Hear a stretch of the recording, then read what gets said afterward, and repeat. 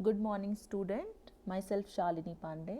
पिछली क्लास में हमने प्राकृतिक रेशों, कपास, लिनन, ऊन आदि के बारे में पढ़ लिया है। हम आज की क्लास में मानव निर्मित रेशों के बारे में पढ़ना शुरू करेंगे। तो आज हम अपने पहले रेशे रेयॉन के बारे में पढ़ेंगे। तो जैसा कि आपको पिछली क्लासेस में ज्ञात हो चुका है कि जो मानव निर्मित रेशे हैं उनको या तो प्राकृतिक पदार्थों से प्राप्त होने वाले पदार्थों को रासायनिक या यांत्रिक विधियों द्वारा दोबारा उत्पादित किया जाता है, या फिर पूरी तरह रसायनों से जिन रेशों को हम बनाते हैं उन रेशों को हम कहते हैं मानव निर्मित रेशे। अर्थात यह प्रकृति में नहीं, मूल रूप में नहीं पाए जाते हैं। इन रेशों को बनाने के लिए हमें विभिन्न यांत्रिक विधियों और रसायनों के द्वारा इनको हम बनाते हैं। तो मानव ने जिन रेशों को लैब में बनाया है तो उनको हम कहते हैं मानव निर्मित रेशे। तो जो मानव निर्मित रेशे हैं इनको जो मानव है वो अपनी आवश्यकता अनुसार छोटे स्टेपल फाइबर्स या फिलामेंट लंबे लंबे धागों में किसी भी रूप में बना सकता है, और इसके जो रंग हैं, कलर्स हैं या टेक्सचर है वह भी इंसान या ह्यूमंस लैब में रेगुलेट कर सकते हैं। तो अगर हम मानव निर्मित रेशों का इतिहास देखें तो पहला मानव निर्मित जो रेशा था वो रेयॉन था। उसके बाद 1900 जो 10 है तब से रेयॉन का एक कमर्शियल रूप में प्रोडक्शन अमेरिका में शुरू हुआ। उसके बाद एसीटेट फाइबर का निर्माण हुआ 1925 में, और उसके बाद जो नायलॉन का रेशा है उसका आविष्कार हुआ 1940 से। ठीक है, तो ये आप जो राइट हैंड साइड में ये पिक्चर देख रहे हैं, तो जो ये स्पिनरेट है, तो स्पिनरेट में क्या होता है कि स्पिनरेट एक टाइप ऑफ मशीन है जिसके द्वारा जो मैन मेड फाइबर्स हैं, मानव निर्मित रेशों का निर्माण किया जाता है। तो स्पिनरेट जो होता है उसमें छोटे छोटे छेद होते हैं। इन छेद की सहायता से क्या होता है कि जो भी ये सॉल्यूशन बनाया जाता है, रासायनिक घोल जिसके द्वारा हम रेशे का निर्माण करेंगे, वह छोटे छोटे छेदों से होकर लिक्विड फॉर्म में निकलता है और फिर ये सॉलिडिफाई होता है, फिर इसको ठोस किया जाता है। तो इस प्रकार से जो हमारे मानव निर्मित रेशे हैं उनका निर्माण किया जाता है। तो मानव निर्मित रेशे आपको पिछली क्लास में बता दिया गया है। जब हमने रेशों का वर्गीकरण पढ़ा था तो ये दो प्रकार के होते हैं। एक होते हैं रीजनरेटेड फाइबर जिन्हें हम कहते हैं पुनर्जीवित रेशे, और दूसरे होते हैं सिंथेटिक फाइबर जो हैं संश्लेषित रेशे। तो रीजनरेटेड फाइबर्स क्या हैं? पुनर्जीवित, जैसे नाम से पता चल रहा है पुनर्जीवित मीन्स इन रेशों को हम सेल्यूलोजिक रेशे भी कहते हैं। जैसा कि आपने लास्ट क्लास में पढ़ा था, कपास एक तरह का क्या है? सेल्यूलोजिक रेशा है। जो लिनन है वो भी एक तरह का सेल्यूलोजिक रेशा है। क्यों? क्योंकि वो हमें प्लांट सोर्सेस से, पौधों से प्राप्त हो रहे हैं, और पौधों में क्या पाया जाता है? उन रेशों में मुख्य रूप से क्या पाया जाता है? सेल्यूलोज। तो जो रेयॉन है, रेयॉन भी एक तरह का क्या है? पुनर्जीवित सेल्यूलोजिक फाइबर है। क्यों? क्योंकि इन रेशों को कैसे प्राप्त किया जा रहा है? क्योंकि जो नेचर में उपलब्ध पदार्थ हैं जैसे कि लकड़ी है या पेड़ पौधे, बांस है, इनको क्या करता है? इनका पल्प बना लिया जाता है। तो इन पल्प से क्या किया जाता है? जो सेल्यूलोज है उसको एक्सट्रैक्ट कर लिया जाता है, उसको निकाल लिया जाता है, और फिर उस सेल्यूलोज को फर्दर प्रक्रिया करके इन रेशों का निर्माण किया जाता है। इसलिए इन्हें पुनर्जीवित रेशे कहा जा रहा है। तो इसमें जो रेयॉन है वो आपका एक तरह का पुनर्जीवित सेल्यूलोजिक रेशा है। दूसरे रेशे होते हैं संश्लेषित रेशे।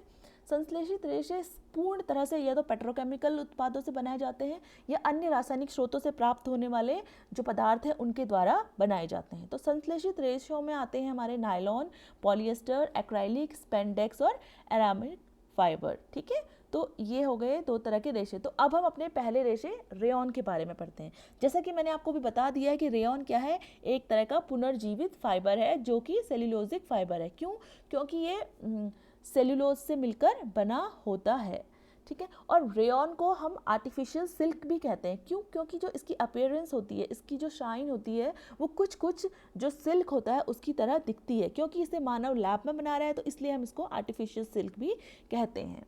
तो रेयॉन का जो रेशे का आविष्कार किया था वो किया था एक ब्रिटिश केमिस्ट थे, सर जोसेफ स्वान ने। लेकिन क्या हुआ कि जो फ्रांसीसी एक केमिस्ट थे जिनका नाम था हिलॉयर डी चार्डोनेट, जिनकी फ़ोटो यहाँ पर राइट साइड में लगी हुई है, इन्होंने क्या किया कि 19वीं सेंचुरी में रेयॉन को कमर्शियली प्रोड्यूस करने के लिए, औद्योगिक रूप से उत्पादन के लिए जो इसकी पहली विधि थी उसका विकास किया था। इसलिए हिलायर डी चार्डोनेट को रेयॉन का फादर भी, रेयॉन के पिता कहा जाता है। तो इन्होंने क्या किया, रेयॉन को बड़े स्केल पर, कमर्शियल स्केल पे प्रोड्यूस करने की विधि का विकास किया। उसके बाद 1910 से क्या होने लगा, संयुक्त राज्य अमेरिका में रेयॉन को कमर्शियली फिर औद्योगिक रूप में प्रोड्यूस किया जाने लगा। तो अगर हम देखेंगे तो रेयॉन क्या है, जो पेड़ हैं, पेड़ पौधे की लकड़ी हैं, तने हैं, उनकी जो लुगदी से हमें प्राप्त होने वाला सेल्यूलोज है उससे मिलकर बनाया जाता है। कई कबार जो रेयॉन है वो जो कपास के बचे हुए लिंटर्स हैं, लिस्टर्स क्या होते हैं, जो कपास के छोटे छोटे बहुत छोटे रेशे बच जाते हैं, जिनका उपयोग हम कपास के धागे बनाने में नहीं कर सकते, उनका उपयोग भी रेयॉन को बनाने में किया जाता है। तो अगर हम देखें तो रेयॉन और कपास मार्केट में एक दूसरे से काफ़ी कंपटीशन रखते हैं। क्यों? क्योंकि दोनों ही सेल्यूलोज से बने हैं। तो सेल्यूलोज से बने हैं तो क्या होते हैं कि वो कंफर्टेबल हैं, पहनने में आरामदायक होते हैं, है ना। तो जो कॉटन और रेयॉन की प्रॉपर्टीज़ हैं वो लगभग एक समान होती हैं। लेकिन कॉटन क्योंकि एक तरह का क्या है, प्राकृतिक रेशा है, तो प्राकृतिक रेशे में क्या होती है, वो हमें नेचुरली प्राप्त हो रहा है, तो उसका जो यूनिफॉर्मिटी होती है, उसकी एक रूपता क्या होती है, एक जैसी नहीं होती। कपास का रेशा कहीं पर थोड़ा सा मोटा होता है, कहीं पर पतला होता है, लेकिन रेयॉन क्या है, हम केमिकल्स, मतलब हम लैब में बना रहे हैं, तो इसलिए हम नियंत्रित प्रक्रिया द्वारा उसका निर्माण करते हैं। इसलिए जो रेयॉन का तंतु होता है वो एक रूपता वाला होता है, अर्थात समान मोटाई, गोलाई, लंबाई, चौड़ाई वाला होता है। तो इसलिए रेयॉन और कपास एक दूसरे से मार्केट में कॉम्पीट करते हैं। और रेयॉन के साथ ये एडवांटेज भी है, क्योंकि हम उसे लैब में बना रहे हैं, तो रेयॉन को हम लंबे फिलामेंट फाइबर और छोटे छोटे स्टेपल फाइबर दोनों ही रूप में हम उसे बना सकते हैं, जबकि कपास हमें सिर्फ स्टेपल रूप में ही प्राप्त होता है। तो हम देखेंगे जो रेयॉन बनाने की सिंपल अगर हम प्रक्रिया देखें तो जो फॉरेस्ट है, जंगल है, उसमें जो पेड़ हैं, उनके जो तने या बार्क हैं, उनकी जो लकड़ी हैं, उनका जो पल्प है उससे सेल्यूलोज को निकाल लिया जाता है और फिर सेल्यूलोज को लैब में प्रोसेस करके क्या बनाया जाता है, विस्कस रेयॉन बनाया जाता है। तो इसलिए रेयॉन एक तरह का पुनर्जीवित सेल्यूलोजिक रेशा है, क्योंकि उसको हम क्या कर रहे हैं, जो सेल्यूलोज हम प्राप्त कर रहे हैं उसको बनाने के लिए, वो हम प्राकृतिक स्रोत से ही प्राप्त कर रहे हैं, लेकिन फिर हम उसको लैब में प्रोसेस करके रेयॉन को बना रहे हैं। तो अगर हम रेयॉन देखें तो रेयॉन अपनी विशेषताओं और बनाने की प्रक्रिया के आधार पर कई प्रकार का होता है, जिसमें से इम्पॉर्टेंट टाइप हैं आपके, पहला है विस्कस रेयॉन। विस्कस रेयॉन को अगर हम रेयॉन कह रहे हैं तो रेयॉन का मतलब सिंपली क्या है, विस्कस रेयॉन। तो विस्कस रेयॉन सबसे जो जनरल टाइप का जो रेयॉन है वो विस्कस रेयॉन है। इसको मुख्य रूप से जो लकड़ी का पल्प है या कपास के लिंटर है उससे प्राप्त सेल्यूलोज से इसका निर्माण किया जाता है। उसके बाद आता है हाई वेट मॉड्यूलस रेयॉन। तो ये HWM रेयॉन क्या है, क्योंकि हम देखेंगे जो रेयॉन है वो जब सूखा होता है उसका रेशा तो उसकी स्ट्रेंथ ज़्यादा होती है, लेकिन जब रेयॉन गीला होता है तो उसके जो रेशे होते हैं उनकी ताकत कम हो जाती है। तो उस प्रॉब्लम को ओवरकम करने के लिए जो ये विस्कोस रेयॉन का एक दूसरा रूप बनाया गया है उसको कहते हैं उच्च गीला मापांक रेयॉन। उसके अलावा अगली रेयॉन की जो टाइप है वो है मोडाल। मोडाल भी एक तरह का रेयॉन है जो किससे बनाया जाता है, बीचवुड जो पौधा होता है उसकी पल्प से बनाया जाता है। इसके अलावा है लायोसेल। लायोसेल को टेंसिल ब्रांड नाम से बेचा जाता है मार्केट में, और ये यूकेलिप्टिस या बांस की जो लकड़ी है उसके पल्प से बनाया जाता है। इसके बाद है क्यूप्रो या इसको क्यूप्रो अमोनियम रेयॉन भी कहते हैं। तो ये एक रेयॉन है जो कॉपर ऑक्साइड के सोल्यूशन में सेल्यूलोज को मिक्स करके बनाया जाता है। तो ये रेयॉन के इम्पॉर्टेंट अलग अलग टाइप्स हैं। रेयॉन के जो फाइबर हैं वो अलग अलग टाइप से बनाए जाते हैं। तो हम जो अपने कोर्स में पढ़ेंगे क्योंकि विस्कस रेयॉन इज़ थोड़ा सा कॉमन रेयॉन है, तो विस्कस रेयॉन की अब हम निर्माण प्रक्रिया पढ़ेंगे, कैसे हम प्रकृति में पाए जाने वाले वुड या वुड पल्प से विस्कस रेयॉन के रेशे का निर्माण कर रहे हैं। तो इसमें कई स्टेप शामिल हैं। तो पहला जो स्टेप है वो है सेल्यूलोज का एक्सट्रैक्शन, अर्थात जो प्राकृतिक स्रोत है उनसे सेल्यूलोज को निकालना। तो इसके अंतर्गत क्या होता है, जो भी लकड़ी का पल्प है या कपास के लिंटर्स हैं, उनसे क्या किया जाता है, सेल्यूलोज को एक्सट्रैक्ट किया जाता है और उस सेल्यूलोज, प्योर जो सेल्यूलोज है उसकी हम चादर बनाते हैं। उसके बाद सेकंड स्टेप इसमें आता है, हम जो सोल्यूशन है जिससे हम विस्कस रेयन बनाएंगे, उस सोल्यूशन का, उस घोल का निर्माण करते हैं, उस घोल की प्रिपरेशन करते हैं। तो उसके लिए हम क्या करते हैं, जो सेल्यूलोज हमने अभी प्राप्त किया है प्राकृतिक स्रोत से, उसको हम क्रश करते हैं, कुचलते हैं और फिर उसे हम सोडियम हाइड्रोक्साइड और कार्बन डाइसल्फाइड के घोल से उसे उपचारित करते हैं। तो उससे क्या होता है, जो सेल्यूलोज होता है वो थोड़ा क्षारीय हो जाता है।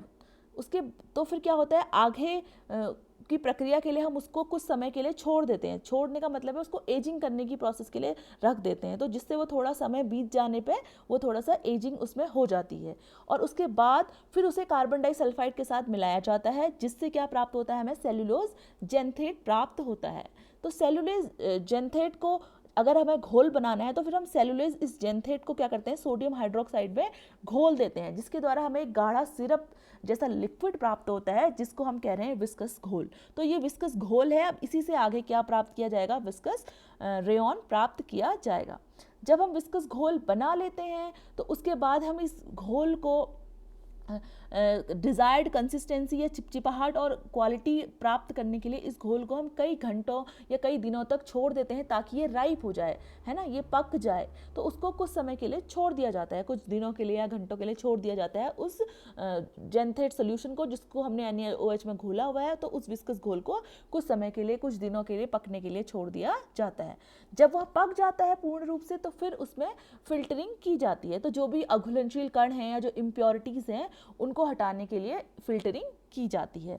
इसके साथ ही इसमें डी गैसिंग भी की जाती है, क्योंकि जो घोल बनाया गया है, अगर उसमें कोई अनवांटेड एयर बबल्स हैं, हवा के बुलबुले अगर उसमें उपस्थित होंगे, तो उससे जो हमारा रेयन फाइबर है वह अच्छा नहीं बनेगा। तो उन हवा के बुलबुलों को हटाने के लिए डी गैसिंग की प्रक्रिया इसमें की जाती है। फिर राइपनिंग, फिल्टरिंग और डी गैसिंग के बाद इस विस्कस जो सोल्यूशन था, जो विस्कस घोल है, इसको जो स्पिनरेट होता है ना, स्पिनरेट मैंने आपको बताया कि उसमें एक छोटे छोटे, बहुत छोटे छेद होते हैं, जिसके द्वारा इस सोल्यूशन को निकाल के क्या किया जाता है, मानव निर्मित रेशों का निर्माण किया जाता है। तो अब जो ये विस्कस घोल है उसको क्या किया जाता है, स्पिनरेट के थ्रू गुजारा जाता है, सल्फ्यूरिक एसिड और सोडियम सल्फेट युक्त सोल्यूशन के साथ, इनके साथ उतारा जाता है, जिसको हम क्या कह रहे हैं, स्पिनिंग की प्रोसेस कह रहे हैं। तो उससे क्या होता है, जो विस्कस के घोल से हमें क्या प्राप्त होते हैं, अब लंबे लंबे रेयन के फिलामेंट्स हमें क्या होते हैं, प्राप्त होते हैं।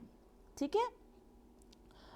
उसके बाद जब हम इसकी स्पिनिंग कर लेते हैं, तो उसके बाद हमें इन रेशों को क्या करना होता है, खींचना होता है। ड्राइंग मतलब खींचना। तो हम ड्राइंग क्यों कर रहे हैं, जब रेयन के रेशे हमें प्राप्त हो गए, तो उनको एक रेखा में आरेखित करने के लिए और उनकी स्ट्रेंथ में इम्प्रूवमेंट करने के लिए हम जो तंतु हैं उनको थोड़ा खींचा जाता है। उसके बाद अगली प्रोसेस जो की जाती है वो है न्यूट्रलाइजेशन, क्योंकि हमने देखा कि हम स्पिनरेट में NaOH के सोल्यूशन से उसको गुजार रहे हैं, तो जो अवशिष्ट जो केमिकल्स फाइबर में लगे हुए हैं उनको हटाने के लिए, या सल्फ्यूरिक एसिड जो उस पर लगा हुआ है उसको हटाने के लिए, अब उसको हम क्या करेंगे, न्यूट्रलाइज करेंगे। क्योंकि एसिड को न्यूट्रलाइज करेंगे तो उसके लिए हमें क्या चाहिए, बेस चाहिए। तो इसलिए हम उसको एक क्षारीय घोल से गुजारते हैं, जिससे जो एसिड है वो क्या हो जाता है, न्यूट्रलाइज हो जाता है, और रेशे में जो भी रसायन होते हैं वो उनका इफेक्ट क्या हो जाता है, समाप्त हो जाता है। उसके बाद जो रेशे हमें प्राप्त हुए हैं, अब इन धुले हुए रेशों को फॉर अच्छी क्वालिटी के में का प्राप्त करने के लिए कुछ समय के लिए ऐसे ही एज किया जाता है, मतलब कुछ समय के लिए ऐसे ही रखा जाता है। तो कुछ दिनों के लिए, कुछ महीनों के लिए इन्हें ऐसे ही रखा जाता है। उसके बाद इन्हें काट कर और सुखा कर आगे की प्रोसेसिंग के लिए भेज दिया जाता है। तो ये थी लकड़ी के पल्प से विस्कस रेयन बनाने की विधि, जिसमें विभिन्न चरण, ये सब जो आपने पढ़े अभी, ये थे। अब ये देखिए, अब यहाँ पे दिया हुआ है कि कैसे हम जो सेल्यूलोज या वुड पल्प है उससे हम लेकर विस्कस का घोल बना के, विस्कस जेंथेशन करके, एजिंग करके, उसको फिल्टर करके, राइप करके, किस प्रकार से विस्कस रेयन के रेशों का निर्माण हो रहा है।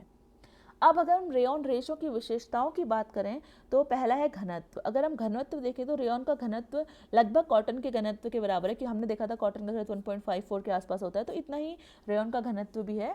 और अगर हम इसकी सॉफ्टनेस या कंफर्ट की बात करें, तो रेयन मैं एक ये बहुत डिज़ायरेबल क्वालिटी है कि ये सॉफ्ट है, और इसकी क्योंकि बनावट आपने देखा कि इसको आर्टिफिशियल सिल्क भी कह रहे हैं, तो इसकी बनावट थोड़ी रेशमी होती है। तो ये प्राकृतिक जो रेशे हैं, कपास, रेशम, इनसे काफ़ी मिलता जुलता है। तो इसकी सॉफ्टनेस और कंफर्ट के मामले में जो रेयॉन है ये लगभग कॉटन और रेयॉन की तरह ही काफ़ी सॉफ्ट और कंफर्टेबल है। अगर हम शेप की बात करें तो जो शेप है, जो रेयॉन का रेशा है, अगर हम इसको अनुदैर्घ्य काट में देखें तो इसकी जो संरचना है ये विकृत गोलाई वाले दांतेदार संरचना हमें दिखाई देती है, और लंबाई में देखेंगे तो हम इसमें हमें धारियां दिखाई देती हैं।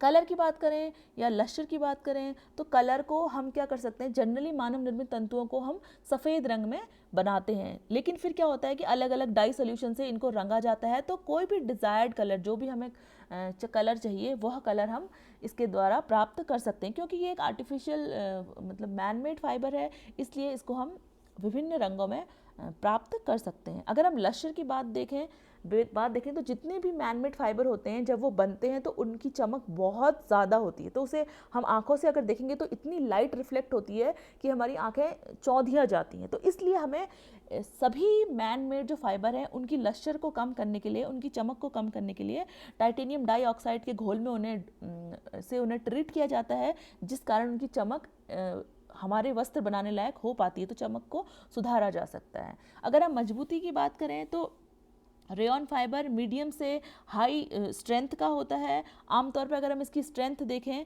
तो 1.5 से 3.5 ग्राम पर डीनियर तक होती है। और जब हम रेयॉन के रेशे को गीला करते हैं तो क्या होता है कि इसकी जो स्ट्रेंथ होती है वह कम हो जाती है। लेकिन कॉटन में अगर हम देखें तो कॉटन को अगर हम जब गीला करते हैं तो कॉटन की स्ट्रेंथ क्या हो जाती है, बढ़ जाती है। गीले कॉटन की मजबूती सूखे कॉटन की तुलना में ज़्यादा होती है, लेकिन गीले रेयॉन की जो मजबूती है वो सूखे रेयॉन से कम होती है, लगभग आधी हो जाती है। ओके, उसके अलावा अगर हम स्पेसिफिक ग्रेविटी देखें तो रेयॉन की स्पेसिफिक ग्रेविटी 1.5 से 1.53 के बीच होती है। अगर हम इलास्टिसिटी की बात करें तो जो रेयॉन है वो अदर मैनमेड फाइबर जो हैं, अदर सिंथेटिक फाइबर जैसे नायलॉन या पॉलिएस्टर है, उनकी तुलना में कम इलास्टिक होते हैं। लेकिन जो नेचुरल फाइबर हैं उनके बराबर ही ये क्या हैं, उनकी तुलना में काफ़ी इलास्टिक होते हैं, और इनकी इलास्टिसिटी ऑलमोस्ट 10 to 25% तक होती है। इसके अलावा अगर हम प्रतिस्कंदता देखें कि रेजिलियंसी, तो ये क्या आती है, लो लेवल की रेजिलियंसी रेयॉन में पाई जाती है। अगर एब्जॉर्बेंसी की बात करें या मॉइस्चर रिगेन की बात करें तो रेयॉन की जो एब्जॉर्बेंसी है या नमी अवशोषण क्षमता जो है वो काफ़ी अच्छी है। तो इसके रेशे आसानी से नमी को अवशोषित कर लेते हैं, तो इसलिए उनको कंफर्टेबल हो जाता है पहनना गर्म मौसम में। तो अगर हम देखें कॉटन की मॉइस्चर एब्जॉर्बेंसी या तो वो है 11 से 13% तक। अगर बात करें डायमेंशनल स्टेबिलिटी की तो जो रेयॉन का रेशा है वो क्या है, मीडियम लेवल का डायमेंशनली स्टेबल फाइबर है। इसका मतलब ये है कि अगर हम इनको यांत्रिक तनाव में, मॉइस्चर में या इसके संपर्क में रखेंगे तो थोड़ा उसमें सिकुड़न या खिंचाव हमें प्राप्त हो सकता है। अगर विद्युत चालकता की बात करें तो जो रेयॉन के फाइबर हैं वो स्टैटिक ऊर्जा उत्पन्न नहीं करते, इसलिए गर्मी के मौसम में पहनना इन्हें कंफर्टेबल है। इसके साथ ही ये क्या होते हैं, गर्मी प्रतिरोधी भी होते हैं, और इनको मतलब 160 डिग्री सेल्सियस से 250 डिग्री सेल्सियस के तापमान तक ये इजीली गलते नहीं हैं। अगर हम केमिकल रेजिस्टेंस की बात करें तो अगर हम हल्के डिटर्जेंट या कार्बनिक सॉल्वेंट का उपयोग कर रहे हैं तो रेयॉन है का जो रेशा है वो प्रतिरोधी होता है। लेकिन अगर हम स्ट्रॉन्ग एसिड या बेस के कांटेक्ट में इन रेशों को लाते हैं तो उससे इनके तंतु खराब हो सकते हैं और उनकी जो स्ट्रेंथ है वो कम हो सकती है। इसके साथ ही रेयॉन के रेशे जो फफूंदी है उससे भी खराब हो जाते हैं, और सिल्वर फिश भी इसके रेशों को खराब कर सकती है।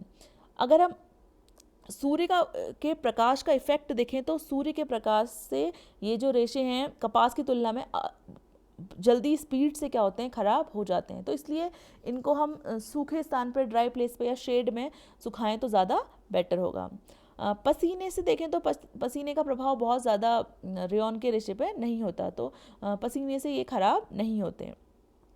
ब्लीच का इफेक्ट देखें तो जो हल्की ब्लीच है उनका अगर हम प्रयोग करें तो रेयॉन के वस्त्रों पे या रेयॉन के रेशों पे नकारात्मक प्रभाव नहीं पड़ता, लेकिन अगर हम हार्ड ब्लीच का उपयोग करेंगे तो उससे रेयॉन के रेशे खराब हो सकते हैं। अगर हम डाई के प्रति इसकी एफिनिटी देखें तो रेयॉन के रेशों को सभी प्रकार की डाई से रंगा जा सकता है, जिससे हम कपास को रंग सकते हैं उसी प्रकार जैसे लिनन को रंग सकते हैं, उसी प्रकार हम रेयॉन को भी सभी प्रकार की डाई से रंग सकते हैं, क्योंकि ये डाइस को मतलब जो डाई हैं उनको इजीली एब्जॉर्ब कर लेते हैं। अगर अब हम रेयॉन के रेशों की उपयोग की बात करें तो रेयॉन के रेशे अपनी कोमलता, अपने आराम और बहुमुखी प्रतिभा के लिए बहुत वाइड रेंज में उपयोग किए जाते हैं, जिसमें पहला उपयोग है आपका परिधान। तो परिधान निर्माण में इनका उपयोग काफ़ी किया जाता है, जैसे कि वस्त्र का निर्माण है, ऐसे वस्त्र जो नरम हो, सॉफ्ट हो, जिनकी बनावट चिकनी हो, उस कारण इनका उपयोग किया जाता है, जैसे ब्लाउज़ बनाने में, स्कर्ट बनाने में, शर्ट बनाने में, पैंट बनाने में आदि में इनका उपयोग किया जाता है। इसके साथ ही क्योंकि इनमें नमी एब्जॉर्बेंसी की कैपेसिटी होती है, इस कारण इनका उपयोग अंडरगारमेंट्स को बनाने में भी किया जाता है। इसके साथ ही जो हमारे ड्रेस के साथ हमारे जो सहायक उपकरण है, जैसे स्कार्फ है, टाई, मोजे, टोपी, इन उपकरणों को बनाने में भी इसका उपयोग किया जाता है। अगर हम देखें तो डेकोरेटिव जो आइटम्स हैं, घर को सजाने वाले जो आइटम्स हैं, उनमें भी इनका उपयोग किया जाता है, जैसे अपहोल्स्ट्री आइटम है, ठीक है, जैसे कि फर्नीचर है, कुशन के कवर हैं, तकिए के कवर हैं, है ना, पर्दे हैं हमारे, और बेडिंग मटेरियल है, कंबल है, रज़ाई है, इन सभी को बनाने में भी इसका उपयोग किया जाता है। इसके अलावा हम देखेंगे जो टेक्सटाइल इंडस्ट्री है उसमें जो मिक्स्ड फैब्रिक बनाने के लिए, मिक्स्ड फैब्रिक मतलब जिसमें एक, दो या दो से अधिक रेशों को मिला के किसी वस्त्र का निर्माण किया जा रहा है, तो रेयॉन को अक्सर जो उसकी स्ट्रेंथ है, उसकी इलास्टिसिटी है, उन गुणों को अगर हम इम्प्रूव करना चाहते हैं तो उसको हम कॉटन या पॉलिएस्टर के साथ क्या करते हैं, मिश्रित किया जाता है, और मिक्स्ड फैब्रिक बनाने के लिए भी इसका उपयोग किया जाता है। इसके अलावा इंडस्ट्रियल जो कपड़े हैं, जैसे कि आपके कन्वेयर बेल्ट हैं, टायर कार्ड हैं, या इनके लिए भी क्या किया जाता है, उपयोग रेयॉन फाइबर का किया जाता है। इसके अलावा जो हमारे पर्सनल हाइजीन के जो प्रोडक्ट्स हैं, जैसे कि फेशियल वाइप्स हैं या फिर जो सैनिटरी पैड्स हैं, टैम्पून हैं, बेबी डाइपर्स हैं, इनको बनाने में भी रेयॉन का उपयोग किया जाता है। इसके अलावा जो कई ऐसे उत्पाद हैं जो मेडिकल क्षेत्र में, चिकित्सा के क्षेत्र में उपयोग किए जाते हैं, जैसे कि घाव की पट्टियों की ड्रेसिंग है, सर्जिकल गाउन है, पट्टियाँ और मेडिकल वाइप्स के लिए जो हम उपयोग करते हैं। इसके अलावा जो सर्जिकल टाँके हैं उनके निर्माण में भी रेयॉन के रेशों का उपयोग किया जाता है। इसके अलावा अगर हम इंडस्ट्रियल उपयोग देखें तो जो फिल्टर बनाने के कारण जो फिल्टरेशन प्रोसेस है उसमें भी इसका उपयोग किया जाता है। तो एयर और लिक्विड को फिल्टर करने के लिए जो फिल्टर्स बनते हैं उसमें रेयॉन फाइबर का उपयोग किया जाता है। इसके अलावा जो रीइंफोर्समेंट मटेरियल है, जिसमें मतलब सीमेंट या कंक्रीट है या प्लास्टिक मटेरियल की रीइंफोर्समेंट क्वालिटी को इम्प्रूव करने के लिए भी रेयॉन के रेशों का उपयोग किया जाता है। तो ये था रेयॉन रेशे के बारे में, उसकी विशेषता, कैसे उसे बनाया जाता है, कैसे उसकी खोज हुई और क्या क्या उसके उपयोग हैं। तो आई होप आपको आज की क्लास समझ आई होगी। नेक्स्ट क्लास में हम अपने अगले रेशे के बारे में अध्ययन करेंगे। तब तक के लिए बाय बाय, थैंक यू।